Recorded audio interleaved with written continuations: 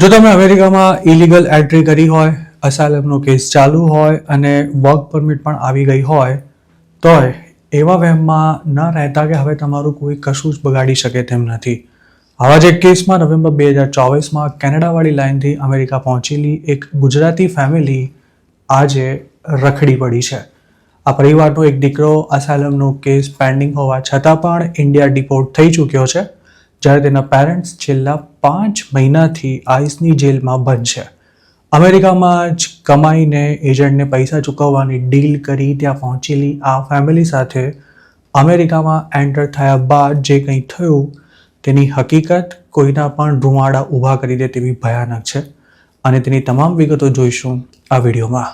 મૂળ કલોલની આ ફેમિલીને અમેરિકામાં પોતાના એજન્ટના જ એક રિલેટિવને ત્યાં જોબ કરવાની હતી અને સેલેરીમાંથી જ 3.20 કરોડ રૂપિયાનું દર મહિને 1% વ્યાજ સાથે પેમેન્ટ કરવાનું હતું. મતલબ કે જે જગ્યાએ 4 મેમ્બર્સની આ ફેમિલી નોકરીએ લાગી હતી ત્યાં તે 10 વર્ષ સુધી મજૂરી કરતી રહે તો પણ દેવું ક્યારે ચૂકતે થશે તે કંઈ જ ક્લિયર નહોતું. જોકે આવું કશું જ વિચાર્યા વિના તેમણે અમેરિકા પહોંચીને કંટકીમાં જોબ ચાલુ કરી દીધી હતી અને જેવું લગભગ તમામ ગુજરાતીઓ સાથે થાય છે તેમ ફ્રીમાં અમેરિકા જવાની સ્કીમમાં ફસાયેલી આ ફેમિલીનું પણ પહેલા જ દિવસથી ભરપૂર શોષણ શરૂ કરી દેવાયું હતું અને અધૂરામાં પૂરું તેમના ઇમિગ્રેશનના પેપર્સ પણ ઓનરે લઈ લીધા હતા, જેથી તેઓ નિયમ પ્રમાણે અમેરિકામાં એન્ટર થયા બાદ આઈસ સમક્ષ હાજર નહોતા થઈ શક્યા. જોબ શરૂ કર્યાના 3 મહિનામાં જ આ ફેમિલી પોતે કેવા ચક્રવ્યૂહમાં ફસાઈ છે તે સમજી ગઈ હતી, પણ રાક્ષસ જેવા ઓનર અને વાત પર ગાળો બોલતા એજન્ટ સામે તેમણે અવાજ ઊંચો કરવાની ક્યારેય હિંમત નહોતી કરી. અમેરિકામાં તે વખતે કોઈ ખાસ ઓળખાણ પણ ન હોવાથી તેમની પાસે ગુલામી જેવી જોબ કરવા સિવાય છૂટકો પણ નહોતો. નોકરી શરૂ કર્યાના 3 મહિનામાં તેમને 1 પૈસો પણ પગાર નહોતો મળ્યો અને દેવું કેટલું ભરપાઈ થયું છે તેનો પણ હિસાબ નહોતો અપાયો. જોકે ફેબ્રુઆરી 2025માં સહન શક્તિની મર્યાદા આવી ગયા બાદ આ ફેમિલીએ બીજી કોઈ જોબ શોધી ઓનરને ત્યાંથી રાતોરાત નીકળી જવાનું નક્કી કરી લીધું હતું. આ ગોઠવણ થઈ ગયા બાદ પોતાના પ્લાન અનુસાર આ ફેમિલી ઓનરને કંઈ જ કહ્યા વિના રવાના પણ થઈ ગઈ હતી, પણ જ્યારે એજન્ટ સુધી આ વાત પહોંચી ત્યારે તેણે તેમની કબૂલાત લેનારાને મારીને અધમો કરી નાખવાની ધમકી આપી હતી.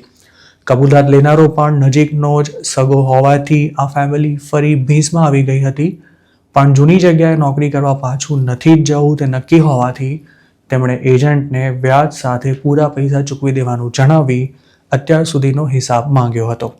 4 મહિના બાદ તેમને જ્યારે હિસાબ મળ્યો ત્યારે પગાર આપવાની જગ્યાએ ઓનરે તેમની પાસેથી $20,000 રિકવરી કાઢી હતી. તેમાં કલાકનો પે કેટલો હતો તેની પણ કોઈ ચોખવટ નહોતી કરાઈ. આ ફેમિલી ઓનરે અપાવેલા અપાર્ટમેન્ટમાં જ રહેતી હતી અને ગ્રોસરી માટે પણ તેની જ મહેરબાની પર નિર્ભર હતી. ક્યારેક તેમને ખાવાના પણ ફાંફા પડી જતા હતા, પણ ઓનરે જે જાતભાતના ખર્ચા ઉમેરીને $20,000 રિકવરી કાઢી હતી તેની ચૂકવણી તેમને ગમે તેમ કરીને કરવી પડે તેમ હતી. આખરે લાંબી માથાકૂટ બાદ તેમણે પોતાના જૂના ઓનર અને એજન્ટ સાથે જે ડીલ કરી હતી તે અનુસાર અમેરિકા આવવાના તેમને કુલ $4 લાખ ચૂકવવાના હતા અને તેનું 1% વ્યાજ પણ આપવાનું હતું.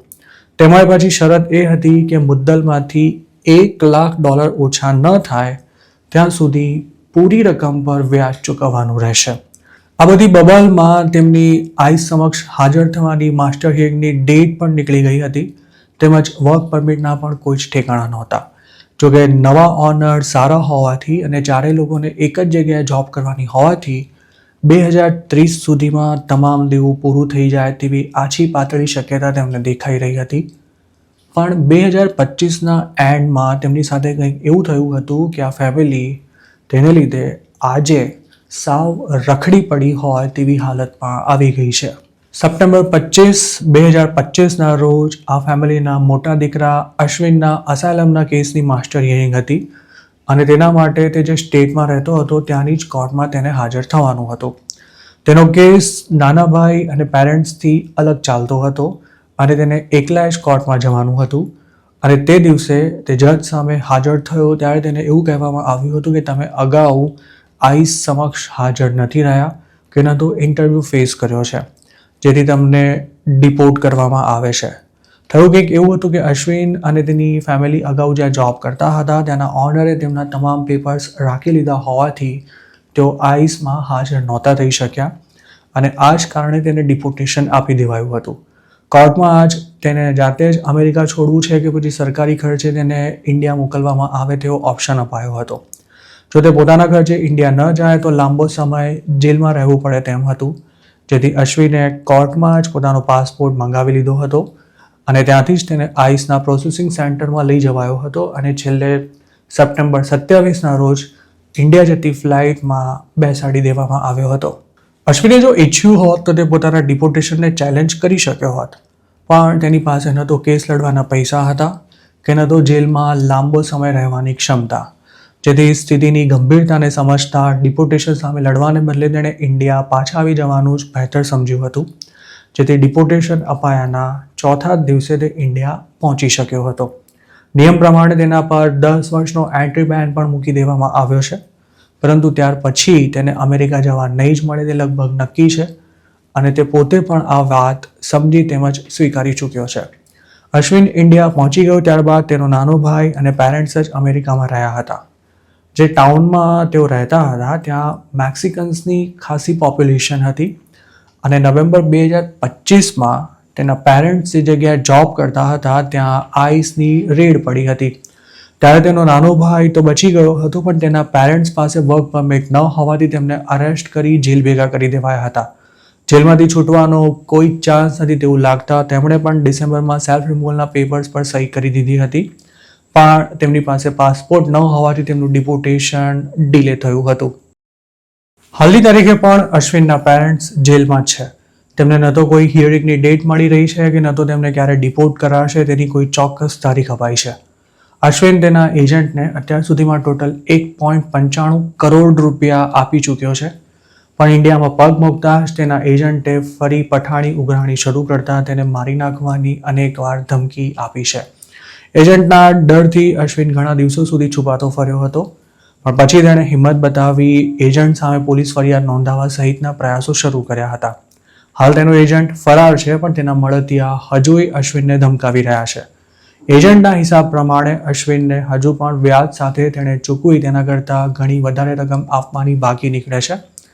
પણ હાલ અશ્વિન પોતે જ બીજા કોઈના આશરે ઇન્ડિયામાં દિવસો કાઢી રહ્યો છે અને તેની પાસે એવી કોઈ પ્રોપર્ટી પણ નથી કે જેને વેચીને તે દેવું પૂરું કરી શકે.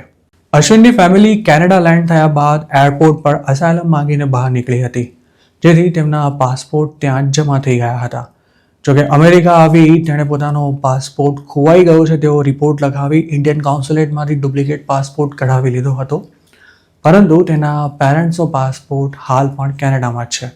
જો અશ્વિને પોતાનો પાસપોર્ટ ન કઢાવ્યો હોત તો મા બાપની સાથે તે પોતે પણ અમેરિકામાં આઈસની કોઈ જેલમાં સબડી રહ્યો હોત. તેનાથી પણ વધુ મહત્ત્વની વાત એ છે કે જો તે પોતાના પહેલા ઓનરથી આટલો દબાયો ન હોત અને તેમને પોતાના ઇમિગ્રેશનના પેપર્સ ન આપી દીધા હોત તો આજે તેને કદાચ ડિપોર્ટ થવાનો વારો પણ ન આવ્યો હોત. આમ ગુજરાત સાથે વાત કરતા અશ્વિને કહ્યું હતું કે ઘણા ઓનર્સ પોતાના એમ્પ્લોઈઝને દાબમાં રાખવા માટે તેને ગમે તેવી પટ્ટી પડાવી તેમની પાસેથી પાસપોર્ટ સહિતના ડોક્યુમેન્ટ્સ લઈ લેતા હોય છે અને પછી તેને પોતાના ઈશારા પર નચાવતા હોય છે, જેથી ક્યારેય પોતાનું કોઈ પણ પેપર કે પછી તેની કોપી સુદ્ધા ઓનરને આપવાની ભૂલ ન કરવી જોઈએ. આ ઉપરાંત અશ્વિને પહેલાં જે સસ્તો એટર્ની હાયર કર્યો હતો તેણે પણ કેટલીક ગંભીર ગફલતો કરી હોવાથી અશ્વિનનો કેસ ઘણો જ બગડી ગયો હતો અને નવો વકીલ શોધ્યો ત્યાં સુધીમાં ઘણું મોડું થઈ ચૂક્યું હતું. હજારો ગુજરાતીઓની જેમ અશ્વિન પણ અમેરિકામાં સેટલ થવાના સપના સાથે ફેમિલી સહિત ત્યાં પહોંચ્યો હતો. પરણીને ઠરીઠામ થવાની ઉંમરે તેને યુએસમાં સારી જોબ પણ મળી ગઈ હતી અને છોકરી શોધવાના પ્રયાસો પણ ચાલુ હતા. 5 વર્ષની વર્ક પરમિટ હોવાથી અશ્વિનને એમ હતું કે પોતે ગમે તેમ કરીને લીગલ સ્ટેટસ મેળવી લેશે અને 2-4 વર્ષમાં અમેરિકામાં પોતાનો બિઝનેસ પણ શરૂ કરી શકશે. જોકે હવે તેના તમામ સપના પર પાણી ફરી વળ્યું છે. તેને જે સંજોગોમાં ઇન્ડિયા પાછા આવવું પડ્યું તેના પર પારાવાર અફસોસ તો છે જ, પણ આ યુવકને તેના કરતાં વધારે દુઃખ પોતાના મા બાપ અમેરિકાની જેલમાં સબડી રહ્યા હોવાનું છે. અશ્વિન હવે આખી જિંદગીમાં ક્યારેય પણ અમેરિકા નહીં જઈ શકે અને એક અનડોક્યુમેન્ટેડ ઇમિગ્રન્ટ હોવાને કારણે તેને ત્યાં જે કંઈ ભોગવવું પડ્યું ત્યારબાદ હવે તેનામાં ઇલીગલી કોઈ દેશમાં જવાની કે ત્યાં રહેવાની હિંમત પણ નથી રહી. આમ ગુજરાત સાથે વાત કરતા 26 વર્ષના આ યુવકે જણાવ્યું હતું કે જેવું પોતાની સાથે થયું તેવું અમેરિકામાં રહેતા કોઈ પણ અનડોક્યુમેન્ટેડ ગુજરાતી સાથે થઈ શકે છે અને 5 વર્ષની વર્ક પરમિટ તેમજ અસાયલમનો પેન્ડિંગ કેસ ડિપોર્ટેશનથી બચાવી શકે છે તે વાત ખરેખર તો વહેમ સિવાય બીજું કંઈ નથી. તેણે પોતાના જેવા લોકોને એવી પણ સલાહ આપી છે કે કોઈની વાતોમાં આવી જઈને આઈસમાં હાજરી પુરાવવા ન જવાનું કે પછી કોર્ટમાં ગેરહાજર રહેવાનું જોખમ ક્યારે પણ ન લેવું જોઈએ, કારણ કે તેનું પરિણામ તમે કલ્પના પણ નહીં કરી હોય તેવું ભયાનક આવશે.